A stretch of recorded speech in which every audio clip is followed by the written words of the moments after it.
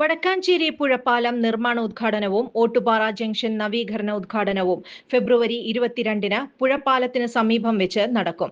പൊതുമരാമത്ത് വകുപ്പ് മന്ത്രി പി.എ. മുഹമ്മദ് റിയാസ് ഉദ്ഘാടനം ചെയ്യും. സേവ്യർ ചിറ്റിലപ്പള്ളി അധ്യക്ഷത വഹിക്കും. കെ. രാധാകൃഷ്ണ MP മുഖ്യ അതിഥിയായിരിക്കും. 5,14,00,000 രൂപ ചെലവിൽ നിർമ്മിക്കുന്ന പുതിയ പുഴപ്പാലത്തിന്റെ ടെൻഡർ നടപടികൾ പൂർത്തിയായി. നിലവിലെ ഇരുമ്പുപാലം പൊളിച്ചു നീക്കി 4 വരി പാതയായാണ് നിർമ്മാണ പ്രവർത്തനം നടത്തുക. വടക്കാഞ്ചേരിയുടെ മുഖച്ഛായ തന്നെ മാറുന്ന രീതിയിലുള്ള നിർമ്മാണ പ്രവർത്തനമാണ് നടക്കുക.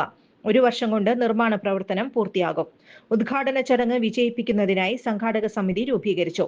Xavier Chittilappally MLA chairman, PN Surendran vice chairman, പൊതുമരാമത്ത് executive engineer Binu NG convener എന്നിവരടങ്ങുന്ന കമ്മിറ്റി രൂപീകരിച്ചു. യോഗത്തിൽ കൗൺസിലർ KP മദനൻ, പീതാംബരൻ എന്നിവർ പ്രസംഗിച്ചു.